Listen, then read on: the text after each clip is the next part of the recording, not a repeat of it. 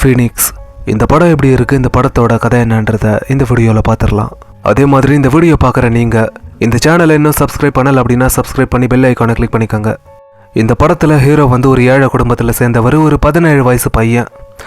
அப்படி அவரோட அந்த தொகுதியோட எம்எல்ஏவாக இருக்கக்கூடிய ஒருத்தரை ஹீரோ வந்து ரொம்ப கொடூரமாக கொண்டு இருப்பார். இந்த மாதிரி 36 தடவை அந்த ஆளை வந்து வெட்டி ரொம்ப கொடூரமாக கொண்டு இருப்பார். அதுக்காக ஹீரோவை அந்த ஜுவனியல் பிரிசனில் கொண்டு போய் போட்டுடுறாங்க.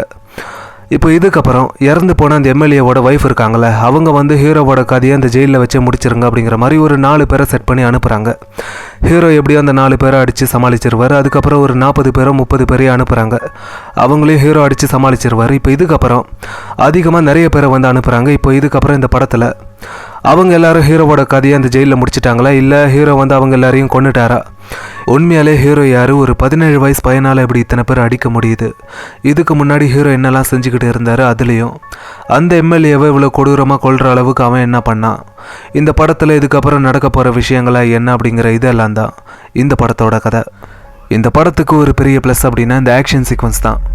அதாவது வரவன் போகிறவனெல்லாம் அடிக்கிறது, உதைக்கிறது, வெட்டி வீசுறது அப்படின்னு படம் ஃபுல்லாகவே இந்த ரத்தம் தெரிக்கிற மாதிரி சீன்ஸ் இருக்குது. அதுலேயே அனல் அரசன் வந்து ஒரு ஃபைட் மாஸ்டராக இருக்க வச்சு படம் வந்து இந்த படத்தோட டியூரேஷனே ஒரு 2 மணி நேரம் படம்.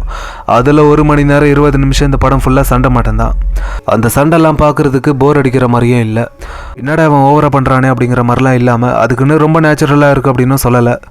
ஓரளவுக்கு இந்த படத்தில் இந்த ஆக்ஷன் சீக்வன்ஸ் எல்லாம் பார்க்குறதுக்கு நல்லாயிருக்கு.